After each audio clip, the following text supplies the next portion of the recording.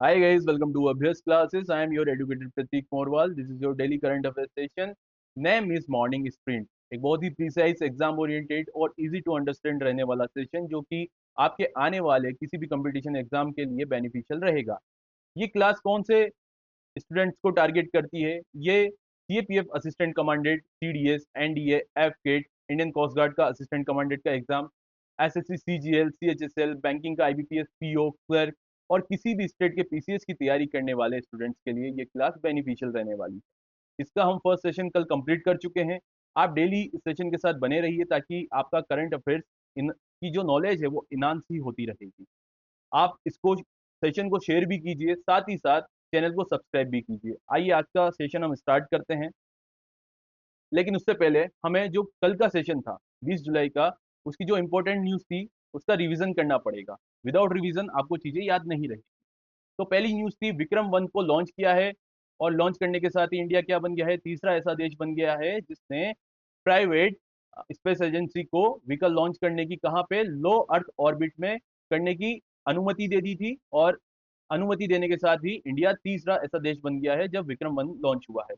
दूसरी न्यूज़ थी, अमेरिका और सऊदी अरेबिया के बीच में एक परमाणु समझौता हुआ है जिससे सऊदी अरेबिया अब अमेरिका की परमिशन से यूरेनियम को इनरिचमेंट कर सकता है और उसको रख सकता है और उसका रीयूज कर सकता है। तीसरी न्यूज़ थी, अमेरिका के होमलैंड जो डिपार्टमेंट था उसने क्या किया है, F1 जो स्टूडेंट वीजा होता था उसकी जो टेन्योर है उसको फिक्स कर दिया है। कितना? 4 साल के लिए। भारत और यूके के बीच में एक फ्री ट्रेड एग्रीमेंट सेटा लागू किया गया है जिससे 99% भारतीय निर्यातकों को शुल्क मुक्त हो जाएंगे और इंडिया को फायदा होगा। नेक्स्ट देखते हैं हम, भारत की पहली हाइड्रोजन ट्रेन जिंद से सोनीपत के मार्ग पर शुरू हो गई है और ये कितना डिस्टेंस कवर कर रही है? 89 किलोमीटर का। वेरी इंपॉर्टेंट न्यूज थी। सिक्स इसकी न्यूज है, कॉमनवेल्थ टेबल टेनिस चैंपियनशिप 2026 का शुभंकर यानी कि लोगो क्या है? मयूर, पीकॉक। ठीक है, ये क्या है? हमारा नेशनल बर्ड भी है। सेवंथ इसकी न्यूज है, बैंक ऑफ महाराष्ट्र ने फिन स्पार्क 26 राष्ट्रीय साइबर सुरक्षा हैकाथन लॉन्च किया। किसने किया था? बैंक ऑफ महाराष्ट्र ने फिन पार्क 26 जो बैंक की सिक्योरिटी है उसको बढ़ाने के लिए ये किया था। आठवें इसकी न्यूज थी, 1.27 लाख करोड़ का एक बजट को कैबिनेट ने मंजूरी दे दी है। वो किसका था? मेक इन इंडिया में सेमीकंडक्टर मिशन, जो कि इसका स्टेज सेकंड था। स्टेज फर्स्ट में क्या किया था? इंडियन गवर्नमेंट ने सेमीकंडक्टर बनाने के लिए फैक्ट्रीज को स्टेब्लिश किया था, लेकिन गवर्नमेंट ने देखा कि इस समय में जो कंपटीशन है मार्केट में, सेमीकंडक्टर बहुत तेजी से बन रहे हैं, इसलिए गवर्नमेंट ने क्या किया है, जल्दी से स्टेज सेकंड स्टार्ट कर दिए। इसमें क्या बनेंगे? सेमीकंडक्टर की चिप्स बनेगी। सेमीकंडक्टर क्या होता है? एक तरीके से किसी भी इलेक्ट्रॉनिक्स उपकरण का दिमाग होता है, उसके बिना वो नहीं चलेगा। नाइन्थ हमने बात करी थी, जीवन रक्षक दवाओं में देरी पर सुप्रीम कोर्ट ने स्वतः संज्ञान लिया, यानी कि सो मोटो की बात करी थी।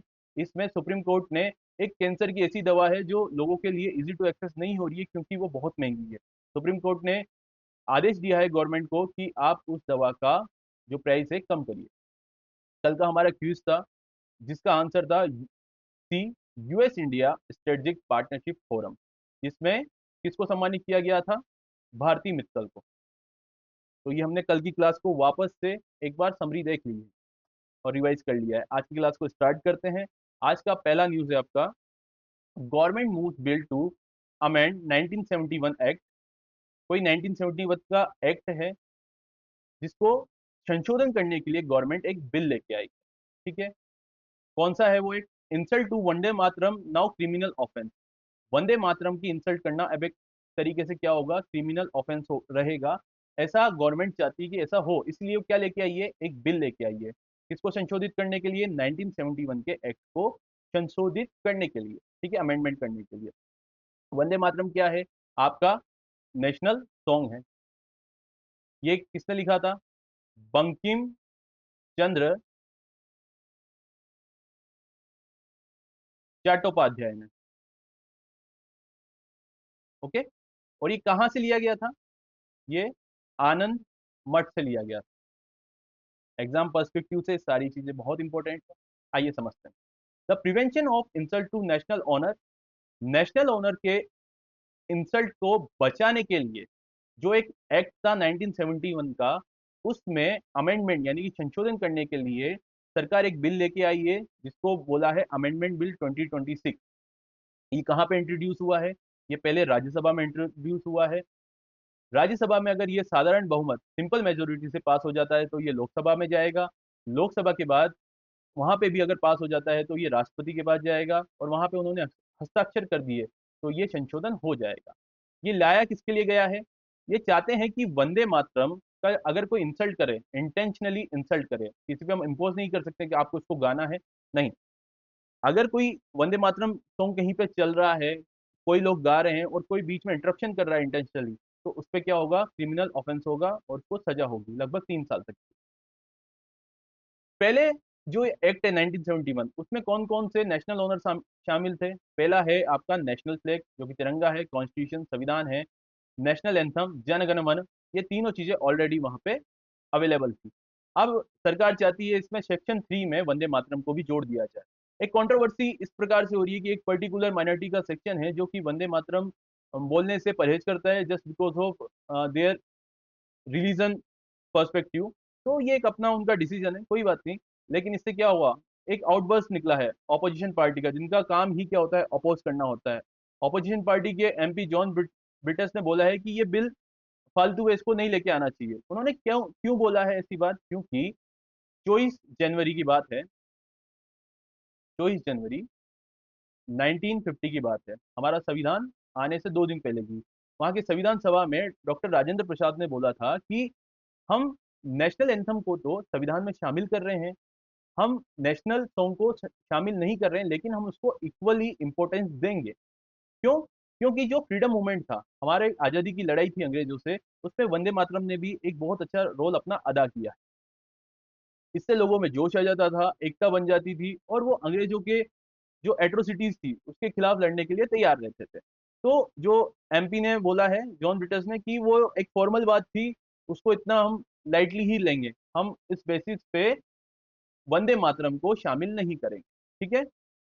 इस न्यूज का वापस से क्रक्स देख लीजिए, जो इंपॉर्टेंट स्टैटिक पोर्शन है। इस बिल का क्या नाम है जिसको संशोधित संशोधित कर रहे हैं जिस एक्ट को? Prevention of insult to national honour amendment bill 2026। ये कब लाया गया? 20 जुलाई 2026 को मानसून सत्र के दौरान लाया गया। एग्जिस्टिंग कौन सा है? Prevention of insult to national honour act 1971। इसमें नेशनल एंथम, नेशनल फ्लैग और कॉन्स्टिट्यूशन, ये तीनों चीजें हैं।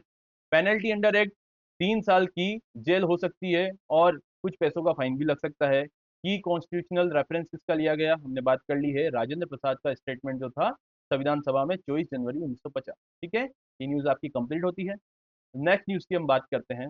बीएसएफ ने प्रपोज किया है 90 किलोमीटर का फेंस इन सुंदरबन। इससे क्या हुआ है? सिक्योरिटी वर्सेस इकोलॉजी की डिबेट चालू हो गई। बीएसएफ क्या है? बॉर्डर सिक्योरिटी फोर्स है। ये सेंट्रल आर्म पुलिस फोर्स के अंतर्गत आता है और इसको गृह मंत्रालय ऑपरेट करता है। बीएसएफ ने क्या बोला है? पहले तो बीएसएफ क्या करता है? बॉर्डर की सिक्योरिटी करता है, इंडिया पाकिस्तान बॉर्डर की और इंडिया बांग्लादेश बॉर्डर की। ठीक है? बीएसएफ ने बोला है कि हमें जो सुंदरबन का एरिया है वहां पे क्या चाहिए? 90 किलोमीटर की फेंसिंग चाहिए। तो सुंदरबन क्या है पहले तो आप ये देखिए। सुंदरबन ये ग्रीन वाला एरिया है, आप मैप में देख सकते हैं, इंडिया और बांग्लादेश के बीच। इंडिया अपना सबसे बड़ा लैंड बॉर्डर किसके साथ शेयर करता है? बांग्लादेश के साथ, जो कि है 4096 किलोमीटर का लैंड बॉर्डर शेयर करता है। इंडिया के कौन कौन से स्टेट्स हैं जो बांग्लादेश के साथ बॉर्डर शेयर करते हैं? इंपॉर्टेंट रहेगा एग्जाम पर्सपेक्टिव से। पहला है आपका वेस्ट बंगाल, दूसरा है आपका असम, तीसरा Meghalaya, Tripura and the last one is Mizoram. ये 5 स्टेट हैं जो बांग्लादेश के साथ अपना बॉर्डर शेयर करते हैं। सुंदरबन क्या है? सुंदरबन मैंग्रूव, इसको समझना पड़ेगा। मैंग्रूव क्या होते हैं? एक तरीके से पेड़ या ऐसा जंगल है जो कि समुद्र के पानी में भी उग जाता है। इसमें जो जड़ें रहती है वो पानी के ऊपर रहती है। सुंदरबन मैंग्रोव और क्यों फेमस है? ये एक बायोस्फीयर रिजर्व है, बायोस्फीयर रिजर्व। यहाँ पे क्या पाया जाता है? Royal Bengal tiger. ये और क्या है? ये एक यूनेस्को की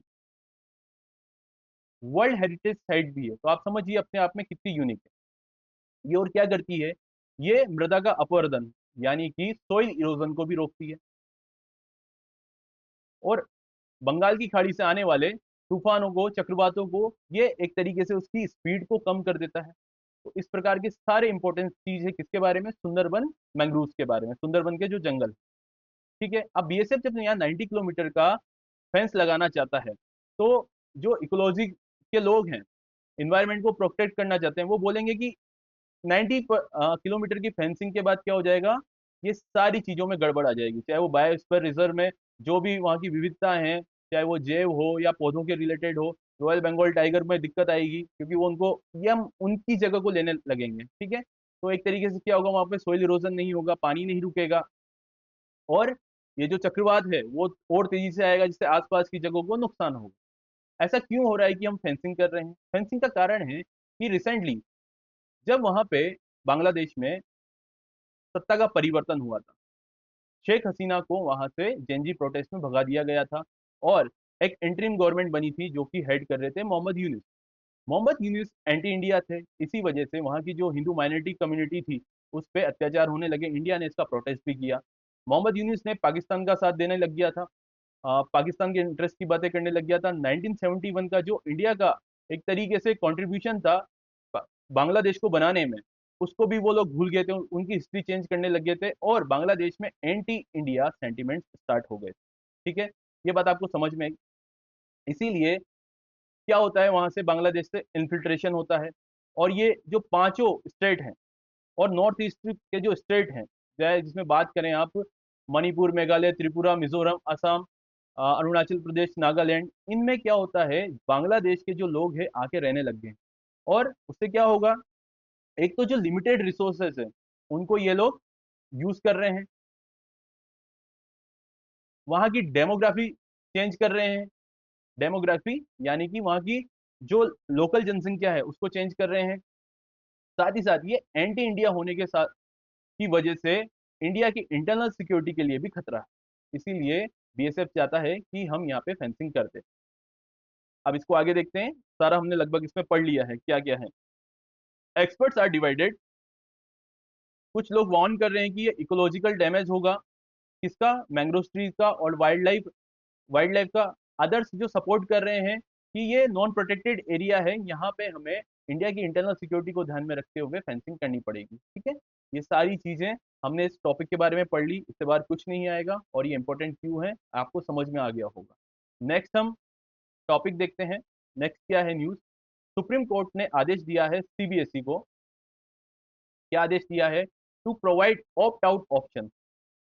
ऑप्ट आउट ऑप्शन क्या होता है, पहले तो आप ये समझिए कि आप किसी भी फॉर्म को फिल करते हैं, जब भी आप एग्जाम के फॉर्म फिल कर रहे हो या किसी भी चीज को आप एक्सेस ले रहे हो, तो वहां पे कंसेंट का बॉक्स आता है, जहां पे आपको राइट क्लिक करना पड़ता है, और फिर आप उससे आगे प्रोसीड करते हैं। ठीक है, यानी कि आगे बढ़ते हैं फॉर्म में। तो सुप्रीम कोर्ट बोल रहा है सीबीएसई को कि ये राइट का ऑप्शन है, इसके बाद ही फॉर्म आगे बढ़ेगा, ऐसा नहीं होना चाहिए। आप जो फॉर्म भर रहा है, कौन सा फॉर्म भर रहा है ये मैं आपको बताऊंगा। ये जो फॉर्म भर रहा है वहां पे दोनों ऑप्शन दो, या तो वो इसको राइट करेगा तब भी वो आगे बढ़ सकता है, और उसको राइट नहीं करेगा यानी कि टिक नहीं करेगा तब भी वो आगे बढ़ सकता है। ठीक है, ये दोनों चीजें सुप्रीम कोर्ट चाहता है कि सीबीएसई ये ऑप्शन दे। ये किसके लिए दे रहे हैं, अपार आईडी के लिए। अपार आईडी क्या है, ये एक स्टूडेंट की आईडी है, स्टूडेंट कौन से, 9 to 12 बोर्ड एग्जाम वाले। ठीक है, और इसमें क्या होगा, सबसे पहले तो देखिए अपार आईडी बनती कैसी है। अपार आईडी के लिए पहले स्टूडेंट आएगा, वो अपना आधार कार्ड का वेरिफिकेशन कराएगा, फिर अपार आईडी उसकी बनेगी। अपार आईडी में क्या क्या रहेगा, उसके जितने भी एकेडमिक रिकॉर्ड्स हैं, सारी मार्कशीट, सारे के सारे उसके जितने भी परसेंटेज आए होंगे, है ना, एकेडमिक डाटा होगा, उसकी अचीवमेंट, वो कोई स्कॉलरशिप तो नहीं ले रहा है, ये सारी चीजें किसमें आ जाएगी, एकेडमिक रिकॉर्ड्स में आ जाएगी, और वो बाद में कहाँ पे सेव हो जाएगी, डिजी लॉकर में हो जाएगी। ठीक है, तो सुप्रीम कोर्ट का ये मानना है कि इससे राइट टू प्राइवेसी, जो कि हमारा मौलिक अधिकार है, वो उसका तो हनन हो रहा है ना। और ये सारी चीजें सुप्रीम कोर्ट ने सीबीएसई को बोला है, और ये सुप्रीम कोर्ट ने किस बेसिस पे बोला है, हालिया में उड़ीसा के हाई कोर्ट ने एक वर्डिक्ट दिया था, जिसमें बोला था कि ऑप्ट आउट का ऑप्शन होना ही चाहिए, ये जबरदस्ती काम नहीं होना चाहिए कि आपको ये अपना डेटा डालना ही पड़ेगा। ठीक है, इसको एक बार रीड कर लेते हैं ताकि आपको इसमें जो स्टैटिक पोर्शन है वो भी कवर हो जाए। Supreme Court will order CBSE to कंपा with Odisha High Court judgment directing opt-out refusal option in APAR consent form on pan India basis. पूरे इंडिया में है ये, ठीक है। सीबीएसई पूरे इंडिया में काम करता है एजुकेशन के साथ। तो अपार की फुल फॉर्म आप देख लीजिए, एग्जाम पर्सपेक्टिव से इंपॉर्टेंट है। Automated permanent academic account registry. Academic registry यानी कि मैंने आपको बता ही दिया है किस तरीके से अपार आईडी बनती है और उसमें क्या क्या डॉक्यूमेंट लगते हैं। पिटिशनर्स आर्ग्यूड अपार स्कीम वायलेट्स चाइल्ड मतलब बच्चों की जो प्राइवेसी है under article 21 and DP act 2023 digital personal data protection act के अंतर्गत जबरदस्ती इंप्लीमेंट कराई गई है। फोर्सफुली का मतलब होता है जबरदस्ती। स्कीम इज आधार लिंक है, जिससे क्या होता है और ये फिर डिजी लॉकर में स्टोर हो जाती है। और सीबीएसई मैंडेटरी कर दिया है और वहां पे ऑप्ट आउट का कोई ऑप्शन नहीं दिया। ये न्यूज आपको समझ में आई? यस। नेक्स्ट न्यूज है आपकी, केन बेतवा रिवर लिंकिंग 44,000 करोड़ का प्रोजेक्ट है। एक केन नदी है, एक बेतवा नदी है, जिसका लिंकिंग प्रोजेक्ट है कितना, 44,000 करोड़ का। इसमें अभी प्रोटेस्ट हो रहा है। क्यों हो रहा है तो आप आइए समझते हैं। पहले तो केन बेतवा क्या कर रही है, यूपी और एमपी में नदियों को जोड़ रही है। कौन सी, केन नदी को और बेतवा नदी को। लिंकिंग प्रोजेक्ट क्या होता है, एक ऐसी नदी जिसमें पानी कम है, एक ऐसी नदी जिसमें पानी ज्यादा है। इन दोनों नदी को जब आप जोड़ेंगे किसकी मदद से, कैनाल, रिजर्वर और डैम, इन तीनों की मदद से अगर आप दो नदी को ऐसे जोड़ते हैं जिसमें एक में पानी कम है एक में ज्यादा है, तो ऐसे प्रोजेक्ट को क्या बोलेंगे हम, लिंकिंग, रिवर लिंकिंग प्रोजेक्ट। और ये अभी ये कितना करोड़ का सेंक्शन हुआ था, 44,000 करोड़ का। अब इसमें बाधा क्यों आ गई, क्योंकि आ, इसको देखते हैं अपन। जो पन्ना डिस्ट्रिक्ट है एमपी में, वहां के ट्राइबल जो लोग हैं वो डिमांड कर रहे हैं प्रॉपर रिहैबिलेशन। क्योंकि आपको पता है जब हमने बात करी कि नहरें बनेगी, वाटर रिजर्व्स बनेंगे और बांध बनेंगे, तो वहां पे जो लोग रह रहे होंगे उनको वहां से हटाना पड़ेगा। तो जो ट्राइबल लोग हैं वो मांग कर रहे हैं कि हमारा प्रॉपर रिहैबिलेशन हो, हमको वहां से हटाया जाए, अच्छी तरीके से अच्छी जगह दी जाए। और जो हमारी जमीनों को आप ले रहे हैं उसका जो पैसा देंगे आप, वो प्रॉपर कंपनसेशन होना चाहिए, हमें कम पैसा नहीं चाहिए। और इससे क्या क्या होगा, अब जब वो ट्राइबल लोग कहाँ रहते हैं ज्यादा, ट्राइबल लोग जंगलों में रहते हैं, इन्वायरमेंट के प्रति ज्यादा उनकी रुचि रहती है। और उससे क्या होते हैं, जो इन्वायरमेंटलिस्ट हैं वो बोल रहे हैं कि इन्वायरमेंट के लिए सेफ नहीं है आप जंगल की जमीन ले रहे हैं। ये तीनों चीजों का कंसर्न किसको है, ट्राइबल्स और वहाँ के लोकल्स। कहाँ के, पन्ना डिस्ट्रिक्ट, जो कि कहाँ पे है, एमपी में, मध्य प्रदेश में। ठीक है, ये आपको न्यूज समझ में आई। That project is expected to submerge parts of Panna tiger reserve. अब ये जो प्रोजेक्ट होगा कुछ हिस्सा पन्ना टाइगर रिजर्व का ले लेगा, जिससे टाइगर की अपनी जगह कम हो जाएगी। फिर हम बोलते हैं कि ये जो वन्य जीव हैं ये सिटी में आने लग गए हैं, शहरों में आने लग गए हैं, क्योंकि हम उनकी जगह खाने लग गए हैं। इससे क्या होगा, एक क्लासिक कॉन्फ्लिक्ट उत्पन्न हो रहा है विकास के बीच में और इन्वायरमेंट के बीच में, यानी कि डेवलपमेंट वर्सेस इन्वायरमेंट की एक डिबेट फिर से छुड़ गई है। आपको ये याद रखना पड़ेगा कि कैन बेतवा लिंक प्रोजेक्ट में क्या हो रहा है, 44,000 करोड़ का एक प्रोजेक्ट है जिसमें रिसेंटली एमपी के पन्ना डिस्ट्रिक्ट के ट्राइबल्स ने प्रोटेस्ट किया है। किसके लिए किया है, प्रॉपर रिहेबिलेशन के लिए, कंपनसेशन के लिए और इन्वायरमेंटल सेफगार्ड्स के लिए। थोड़ी चीज हम इन रिवर्स के बारे में भी देख लेते हैं, क्योंकि ये न्यूज में आई है तो इनसे रिलेटेड कुछ भी पूछा जा सकता है। केन रिवर की अगर हम बात करें तो इसका ओरिजिन कहाँ से होता है, कटनी डिस्ट्रिक्ट मध्य प्रदेश से होता है। और ये यमुना रिवर की सहायक नदी है। ये कहाँ से गुजरती है, पन्ना टाइगर रिजर्व से गुजरती है। बेतवा नदी की बात करें तो इसका रायसेन डिस्ट्रिक्ट मध्य प्रदेश से ओरिजिन होता है। ये भी यमुना रिवर की एक सहायक नदी है। ये मध्य प्रदेश और उत्तर प्रदेश में बहती है। अब इससे रिलेटेड एक हमें चीज को जानना है कि ये लिंकिंग प्रोजेक्ट किसके लिए बनाया जा रहा है। ये लिंकिंग प्रोजेक्ट बुंदेलखंड रीजन के लिए बनाया जा रहा है, जहाँ पे काफी सूखा पड़ने लगा है। ठीक है, वहां पे पानी की समस्या को दूर करने के लिए प्रोजेक्ट बनाया गया है। द दोदन डैम, एक ऐसा डैम जिसका नाम क्या है, दोदन डैम, इस केन बेतवा रिवर लिंकिंग प्रोजेक्ट के अंतर्गत आएगा। और ये एग्जाम पर्सपेक्टिव से काफी इंपॉर्टेंट रहेगा। आपको ये ध्यान रखना है बस, दोदन डैम जो है वो कहाँ पे है, Ken Betwa river linking project के अंतर्गत आता है। ठीक है, तो आपको ये एग्जाम पर्सपेक्टिव से स्टडी पोर्शन भी कंप्लीट हो गया है। नेक्स्ट न्यूज हम देखते हैं, China creates world AI cooperation organisation वैको with 29 nation to lead global AI governance.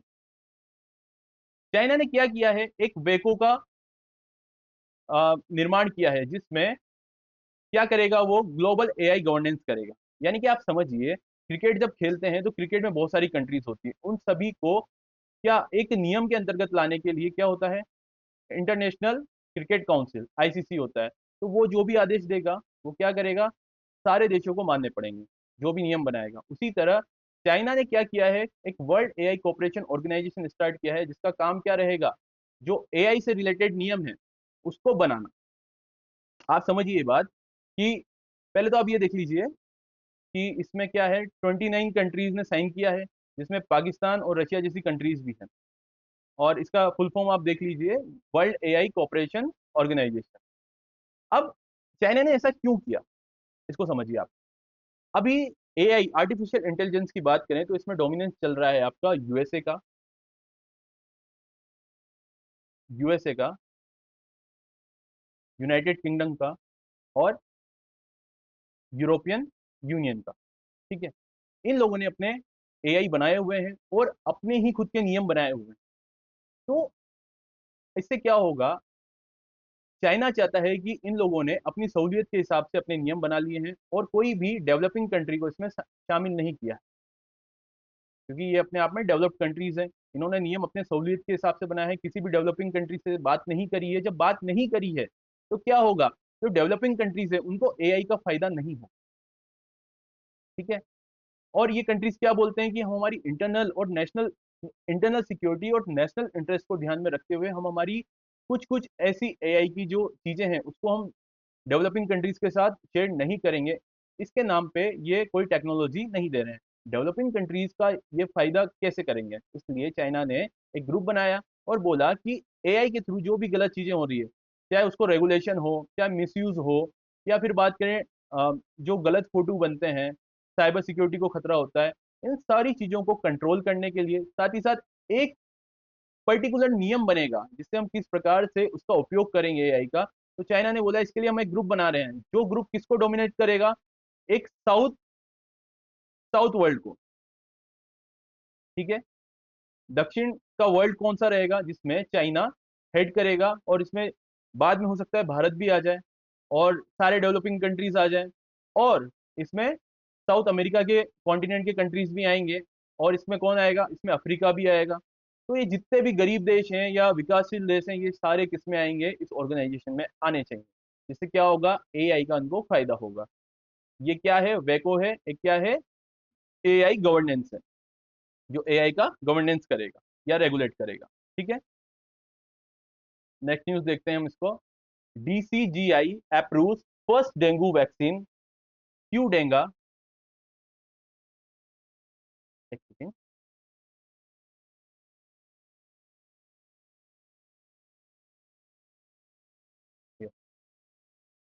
वापस न्यूज पे आते हैं। डीसीजीआई ने अप्रूव किया है first dengue vaccine Qdenga TAK 003 for ages 4 से 60 साल की उम्र वालों के लिए। 80.2% की इसमें एफिशिएंसी रेट। अब ये न्यूज क्या है आप समझिए, DCGI drugs controller journal of India का क्या क्या काम होता है, पहले तो आप ये समझिए। डीसीजीआई कोई भी वैक्सीन जब इंडिया में आती है उसको एक बार टेस्ट करता है, जब वो उसको अलाउ करेगा तभी वो इंडिया में लग पाएगी। कोई भी ऐसा ड्रग्स होगा, कोई भी नई दवाई होगी, उन सभी को रेगुलेट कौन करता है, डीसीजीआई करता है। उसकी परमिशन के बिना वो इंडिया के मार्केट में नहीं आ सकती है। तो रिसेंटली इसने क्या किया है, परमिशन दी है किसको, टाकेंदा कंपनी है जो कि जापानीज कंपनी है, उसकी क्यू डेंगा एक वैक्सीन है जो कि इंडिया की फर्स्ट डेंगू वैक्सीन होने वाली है। अब ये इंडिया के मार्केट में आ चुकी है। ये अप्रूव्ड हो गई है किसके लिए, 4 से 60 साल के उम्र के लोगों के लिए। इसके 2 डोज लगेंगे, पहला लगेगा, उसके बाद 3 महीने बाद दूसरा डोज लगेगा। No pre vaccination screening. Screening मतलब आपको कोई पहले टेस्ट नहीं कराना पड़ेगा कि आपको पहले डेंगू हुआ था कि नहीं हुआ था, आप जाके अपने 2 डोज लगवा सकते हैं। पहला लगेगा, देन उसके बाद 30 दिन बाद दूसरा लगेगा। इसकी एफिशिएंसी रेट क्या है, 80.2% against confirm dengue at 12 month. 12 महीने तक इसकी 80.2% की एफिशिएंसी है, और 90.4 अगेंस्ट हॉस्पिटलाइजेशन एट 18 मंथ। ठीक है, ये कितने साल तक चलेगा आपको एक बार वैक्सीन लगने के बाद? 7 साल की गारंटी दे रहा है। ठीक है, अब ये डेंगू कैसे होता है? जब डेंगू की बात आई है तो जनरल साइंस का स्टैटिक पोर्शन भी हम कवर कर लेते हैं। डेंगू क्या है? एक वायरल डिजीज है। ठीक है, ये कैसे फैलता है? एक मच्छर के काटने से फैलता है। ये मच्छर साफ पानी में पाया जाता है। जब मच्छर किसी इन्फेक्टेड व्यक्ति को काटता है और उस पर डेंगू वायरस ले लेता है, तो वो दूसरे व्यक्ति को जो कि साधारण है उसको काटेगा तो उसको भी डेंगू हो जाएगा। ठीक है, ये कौन से मच्छर के काटने की वजह से होता है? Aedes aegypti mosquitoes. ठीक है, इसके काटने की वजह से होता है। ये सारे सिम्टम्स हमने यहाँ पे लिख दिए हैं। सिम्टम्स हैं, बेसिक फैक्ट्स हैं कि किस प्रकार से हो रहा है, किस तरीके से प्रिवेंट कर सकते हैं। साफ पानी में होता है तो पानी को भरने से रोकना चाहिए। तो ये सारी चीज़ें क्या है? डेंगू की वैक्सीन से रिलेटेड। अब डेंगू में क्या होगा? प्रोटेक्शन होने लगेगा। इंडिया में फर्स्ट वैक्सीन आ गई है। हालिया में अगर मेडिकल साइंस की बात करें तो आपने ये देखा होगा कि एक इंसुलिन का इंजेक्शन आया है। क्या नाम है उसका? एक्यूली।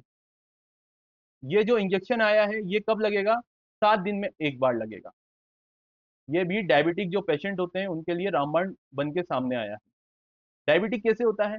डायबिटिक, आपके अंदर एक इंसुलिन होता है। जब आप कार्ब्स खाते हैं तो वो ऑक्सीजन से टूटता है और अंदर क्या बनाता है? ग्लूकोज बनाता है। अब इस ग्लूकोज की मात्रा क्या होती है? ब्लड में होती है। अब इस ब्लड में जो ग्लूकोज की मात्रा है उसको मेंटेन कौन करता है? उसको मेंटेन करता है इंसुलिन। समय के साथ ये इंसुलिन की जो ताकत है वो कम होती जाती है, तो ये जो ब्लड में ग्लूकोज की मात्रा है उसको मेंटेन नहीं कर पाता। इसीलिए बाहरी तौर पे इंसुलिन दिया जाता है मरीज को। तो पहले क्या है, डेली लेना पड़ता था जिनकी शुगर हाई रहती थी, डायबिटिक के ज्यादा पेशेंट होते थे। ठीक है, उनको डेली इंसुलिन दिया जाता था। अब क्या किया जाता है? इंसुलिन 7 दिन में एक बार दिया जाएगा। एक्यूली नाम की एक वैक्सीन आ गई है। ओ वैक्सीन क्या, एक इंसुलिन आ गया है, इंजेक्शन आ गया है। ठीक है, नेक्स्ट हम देखते हैं न्यूज कौन सी है।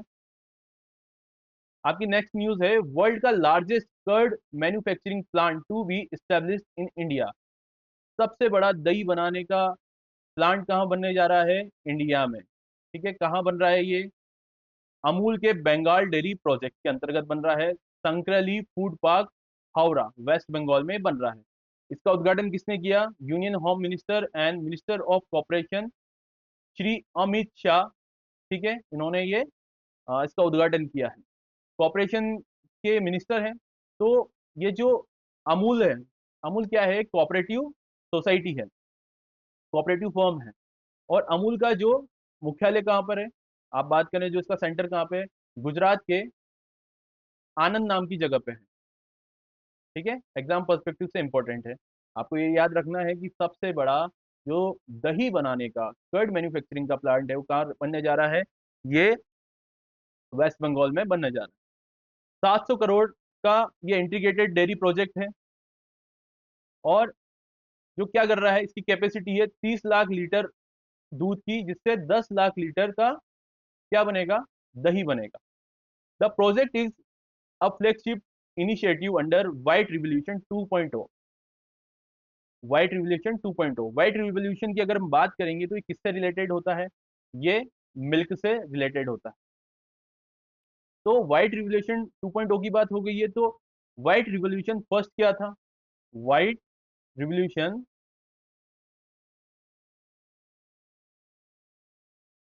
फर्स्ट जो कि मिल्क से रिलेटेड ही था, और ये कब चलाया गया था? 1970 में। और ये किसके एक तरीके से गाइडेंस में चलाया गया था? वर्गीस कुरियन। इन्हीं को क्या बोलते हैं? इन्हीं को श्वेत क्रांति का जनक भी बोलते हैं, वर्गीस कुरियन।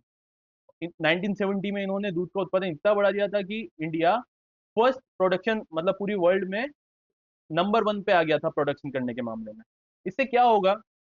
इससे पश्चिम बंगाल के 14 जिलों में एक स्पेशल फोकस किया जाएगा, जिससे क्या, जो गांव की आजीविका का साधन है उसको बढ़ाया जाएगा। साथ ही साथ वुमेन एम्पावरमेंट में भी इसमें मदद मिलेगी। किससे? ये जो सबसे बड़ा कर्ड मैन्युफैक्चरिंग प्लांट बनने जा रहा है। ठीक है, नेक्स्ट हम न्यूज देखते हैं इसकी।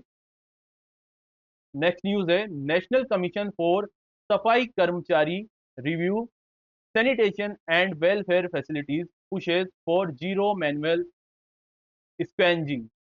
जीरो मैनुअल स्क्वेंजिंग, तो इसमें क्या होगा? नेशनल कमीशन बना है।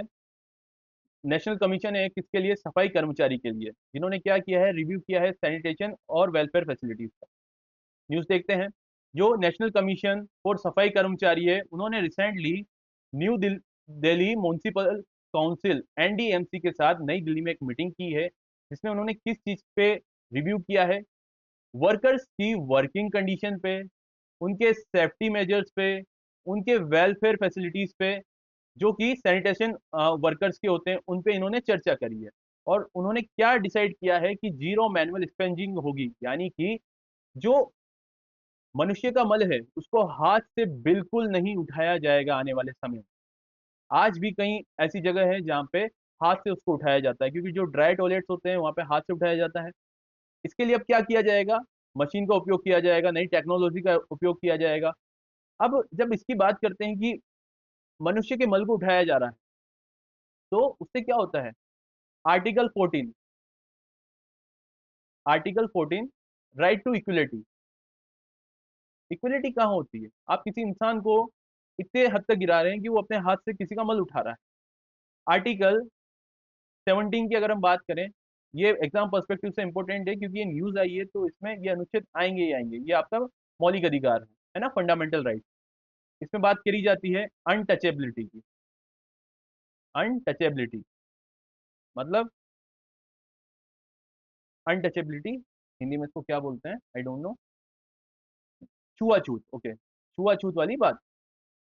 इसमें आर्टिकल 21 बी अपने आप एक्टिवेट होता है।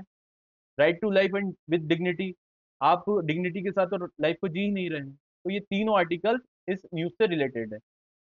नेशनल कमीशन फॉर सफाई कर्मचारी के जो मेंबर हैं, करम सिंह कारमा, उन्होंने जोर दिया है कि जीरो मैनुअल स्क्वेंजिंग होगी by accelerating the use of mechanised sewer, machine के जो सीवर्स होंगे, और drain clean, ensuring a safer working environment for sanitation workers.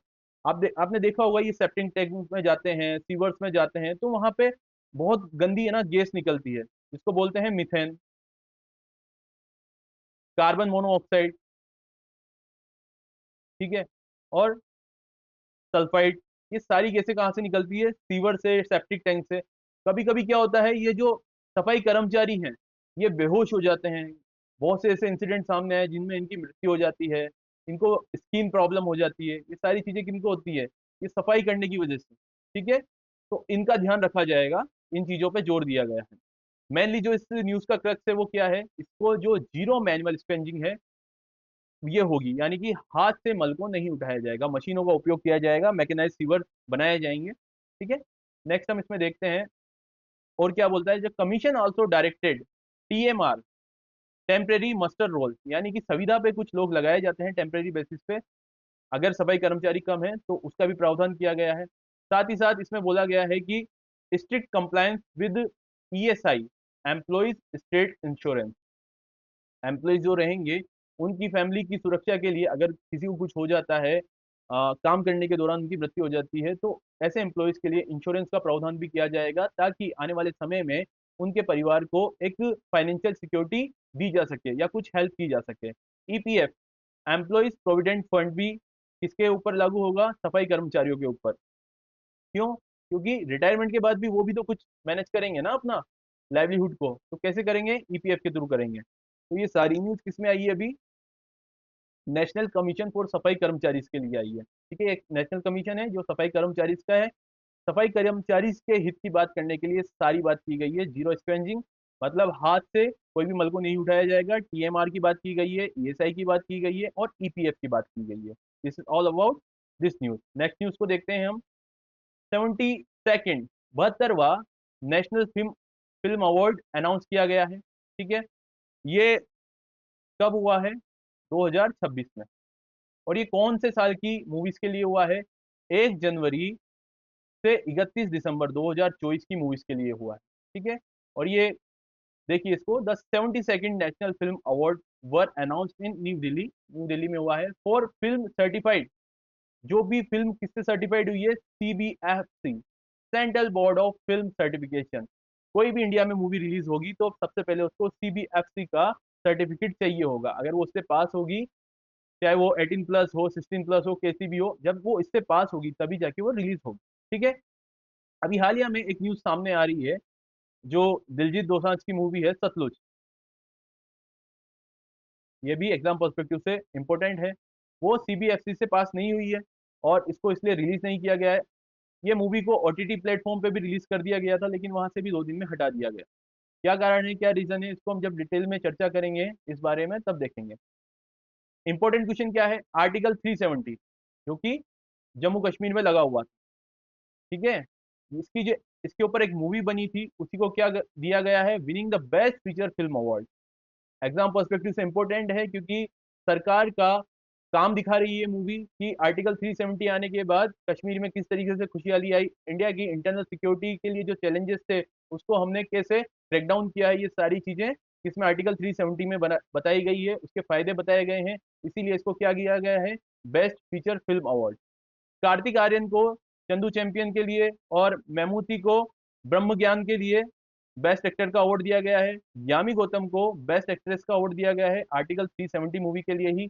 राजकुमार पेरिसेमी को रिसीव्ड द बेस्ट डायरेक्टर का अवार्ड। ठीक है। किसके लिए, आमरन के लिए। अदर मेजर विनर्स हैं इसमें, आपको मेनली तो इसमें आर्टिकल 370 का याद रखना है, कार्तिक आर्यन का ध्यान रखना है, यामी गौतम का ध्यान रखना है। और भी इसमें बहुत सारी चीजें हैं, लेकिन एग्जाम पर्सपेक्टिव से जो इंपॉर्टेंट है उसकी हम बात कर रहे हैं। आर्टिकल 370 जो मूवी है वो इंडिया का नेशनल इंटरेस्ट को शो करती है, इसीलिए उसको हमने यहाँ पे बताया है नेशनल फिल्म अवार्ड में। अब ये ऐसा क्वेश्चन यूपीएससी भी पूछ सकता है, क्योंकि नेशनल इंटरेस्ट की अगर बात आ गई तो। अगर मेजर विनर्स की बात करें तो कल की 2898 AD best feature film providing wholesome entertainment. Srikanth best Hindi film, जो कैप्टन मिलर है। Best film promoting national social and environmental values को ध्यान में रखते हुए इसको अवार्ड दिया गया है। Swatantrya Veer Savarkar best debut film of a director. ये सारे award 72nd national film awards में अनाउंस किए गए हैं। तो this is all about for this session. हमने यहाँ पे 9 न्यूज को कवर किया है। आज का हमारा क्विज देखते हैं, विच स्टेट, स्टेट क्या होता है, स्ट्रेट दो वाटर बॉडीज को कनेक्ट करने वाला एक पतला सा रास्ता होता है। ठीक है। तो क्वेश्चन आपका ये है, which strait connect the Red Sea to the Gulf of Aden and is a critical choke point for global oil shipment. कौन सा स्ट्रेट है जो कनेक्ट करता है रेड सी को गल्फ ऑफ एडन से और एक क्रिटिकल चौक पॉइंट है पूरे वर्ल्ड के ऑयल शिपमेंट्स के लिए। Option are, A is strait of Hormuz, काफी चर्चा है अभी इसकी। Option B is strait of Malacca, ठीक है, ये इंडोनेशिया में पाया जाता है, ये भी मैं आपको बता दूं। Option C is Bab el Mandeb strait and the option D is Suez Canal. ठीक है, ये चारों अपने आप में इंपॉर्टेंट है, आप इसको देखिएगा, इसका आंसर कमेंट बॉक्स में कीजिएगा और कल हम इसका आंसर लेके आएंगे सेशन के साथ। तो this is all about for this session. हम करंट अफेयर्स की क्लासेस रेगुलर रहेगी, आपको डेली इस क्लास के साथ बने रहना है। अपने आसपास जो भी प्रतियोगी परीक्षा की तैयारी कर रहा है उसके साथ इस सेशन को शेयर करना करना चाहिए आपको। साथ ही साथ जिन लोगों को करंट अफेयर्स का इंटरेस्ट है, अपनी नॉलेज बढ़ानी है, वो भी लोग इसको सेशन को देख सकते हैं, क्योंकि ये इजी टू अंडरस्टैंड रहेगा। देसी भाषा में बेसिक जैसे हम बात करते हैं वैसे आपको समझाया जा रहा है। तो thank you for watching and keep watching with Abhyas classes. Channel को शेयर कीजिए, सब्सक्राइब कीजिए और चैनल के साथ बने रहिए। Thank you.